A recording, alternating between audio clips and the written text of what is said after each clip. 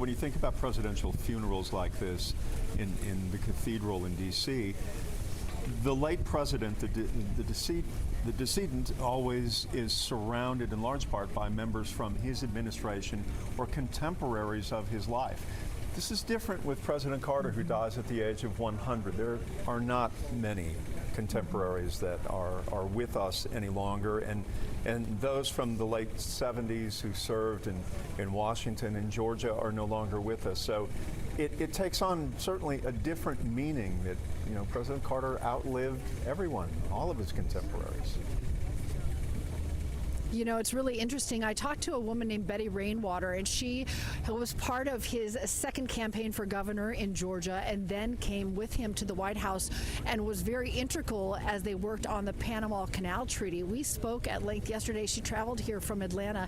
She said she was so young going into the White House that so many of his youngest staff are here today, and her hope and desire that the work they did so long ago would carry on, because she talked about the very point that you just made, that so many of the closest people around him at that time are no longer with us either. I think your point also about the Panama Canal is an illustration of how American politics is just one big wheel that is ever turning.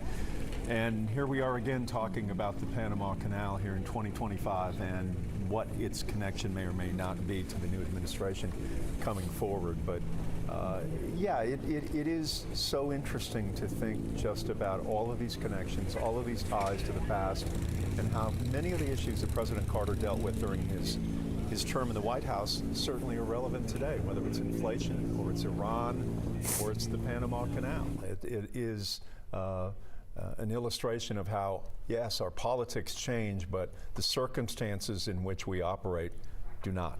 And politics can be so dicey. So it's interesting, you know, to see that this is transcending generations here. Not only will Steve Ford there give a letter that was written by President Ford as well, but we're actually going to hear, we don't hear too much of this name, Jeff. We're going to hear from President Carter's vice president. His son will actually give reflections on behalf of his father, Walter Mondale, who served as VP to President Carter. We had Mondale's senior advisor on the show, on our streaming show on 11 Live Plus earlier this morning, and he just gave such great detail about how these two men were so unafraid to welcome inclusivity. A black man, a lawyer, he went on to serve as the first state of education there in Virginia. We know the stories, you know, of Virginia dealing with education, and just saying, you know, I was very much a part of that administration, and I think the legacy is great for what it leaves behind. It literally mapped out his entire career post D.C. The fact that Mondale and Carter welcomed all races, all hues until their, you know, into their administration, and just really kind of shaped his life. And so it's going to be interesting to hear from Ted Mondale, who is the son of Vice President Walter Mondale there to President Carter. Another eye on the ground for us there in D.C., 11 Live News anchor Faith Jesse joining us this morning. Faith, good to have you here. This is a day that leads back to Georgia, but you are keeping eyes on things in D.C. Tell us about your location as the motorcade has officially left the state capitol. Well, I will tell you, right at 9 o'clock on the dot, we heard those cannons. We saw that smoke go in the air. That salute to the nation's 39th president, who's been lying in state for the past couple of days. We were there the night the gates opened. We're talking below freezing temperatures, snow on the ground, slush on the ground. People from all over the nation, our home state in Georgia, and across the world, thousands of people waiting for their chance to walk into that rotunda and see that flag draped over that casket to say their final goodbye. They didn't care about the winter weather. They said that they were here for a reason, and they felt so honored to be a part of this.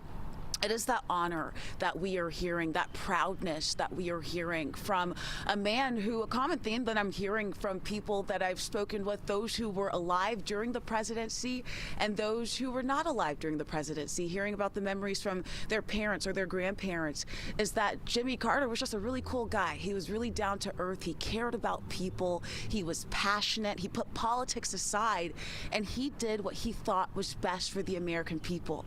Another common theme that I hear is when you mention President Carter, you can't mention him without Mrs. Rosalind Carter, who was not your typical first lady. She came to work every single day in the White House, just like her husband. The two were partners in everything that they did, and that was evident in the work that they did in the White House and beyond that with the Carter Center and their humanitarian work around the world. You know, we've spoken to several people. One interesting thing that I wanted to talk to you all about, we spoke with the CEO of the Carter Center, Paige Alexander, and she said that all of the events that you all are seeing today, everything that's happening right now, everything that we've seen in Plains to Atlanta to here, back to Plains, it has been planned in detail by Mr. and Mrs. Carter. They started this planning back in 1986 with one of the task force here in D.C., and they have planned everything from the music to the locations to the people.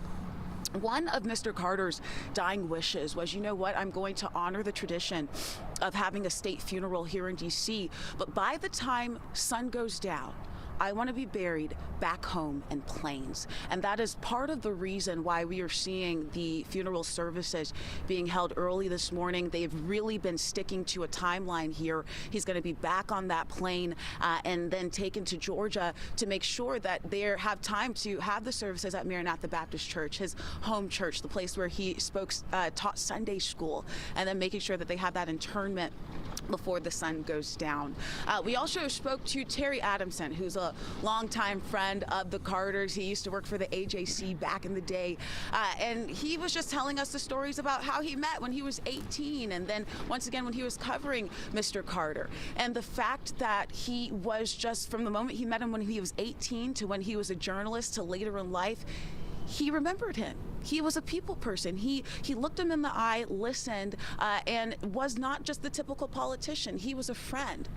We spoke with Jack Watson, who was Mr. Carter's chief of staff the last year of the White House. He served in many roles. We had a sit-down conversation with him. And once again, he said he listened. He did not just think about what he wanted to do and make that decision. He listened to both opinions, whether he liked them or not. He really tried to put politics aside and did what was right for the American people, what he felt was right for the American people, even if there were some political consequences in his decisions. He said, you know what, I believe that this is right, and that is what we want to do. So once again, we are here in D.C. I loved what Cheryl Preheim was saying, mentioning the sun. When we came here, the sun was not up. It was the day before the plane was supposed to leave Georgia to come here. A huge snowstorm came. It was really dreary. Snow covered the streets. It was really hard to walk around. But when I tell you, the day that Mr. Carter's plane landed here in D.C., that sun came out, and it has been up since he's here. And I really think that's a symbol of just the light that he has been shining down across our nation and across the world with his smile, with his heart, with his warmth. And as that sun sets in Plains, that is, I think, a sign of him and just his legacy and his presidency that we've seen for so many years. Those like me who were not alive and have learned so much about him and just growing to love him more than those who were here to witness what he did as president and beyond. And of course, during his time in Georgia, when he was a state senator and Georgia governor and just a resident of Plains, a Navy member, a Naval Academy graduate, taking over the peanut farm from his dad. So just so many incredible memories, and we will continue to see that as the service is set to start here not too long from now. We'll send it back to you all in the studio.